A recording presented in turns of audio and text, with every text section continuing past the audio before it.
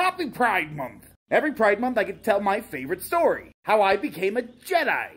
Yeah. Now, as anybody that grew up in the Midwest, you're trained how to be a bigot from a young age. And you can either believe them, or you can watch them be okay with people like Elton John, but nobody else. As long as they make me giggle or write Crocodile Rock, then it's fine. But I learned pretty quickly that that was all garbage, and people should be allowed to be whoever they want to be. Does not matter your sexuality or skin color. Now, while I grew up, people are not open about who they are. So I didn't really know anybody from the LGBTQ plus community until I went to college. I'm sure I knew some, but they didn't say it. Let me just get it out right now. I don't think anybody is 100% straight. Alright, I think even your grandfather watched Fred Astaire and went, He didn't say it though. But he was like, I like how he dances. Just saying, look at Chris Hemsworth and tell me you're straight. If it really upsets you for me to say that, I guess I'm gonna tell you. It's okay, bro.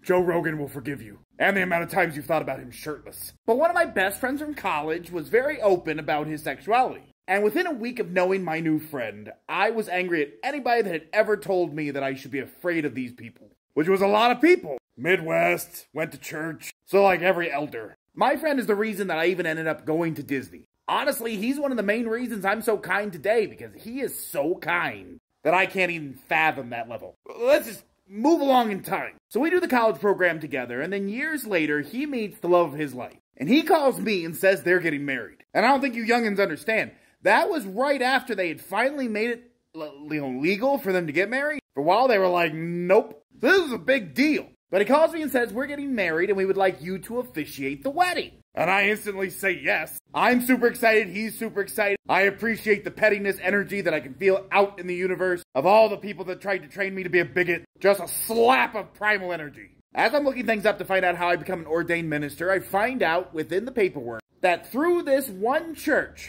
I can be ordained as a Jedi Knight. And so I instantly text my buddy and I'm like, yeah, I'm gonna be a Jedi Knight, is that okay? And he's like, yes. And so I, Jedi Knight Tom, got to officiate the wedding of one of my best friends and the love of his life in a science center wearing a fez. Yeah, I wore a fez. Of course I did. And I got to introduce them as husband and husband, which they had fought so hard for. And now they have an amazing family together. I'm the cutest little boy ever. And after years and years of all the people around me that I trusted and believed in telling me bigoted answers, I get to watch their family thrive. Happy I ignored the fact that they didn't want to believe that love was love. And to this day, I'll never understand the whole idea of not believing people just can't be who they want to be. It's so simple, and it has nothing to do with you. This world sucks, and we have such little things to cling to. Why would we take things away from people? I'll never understand it.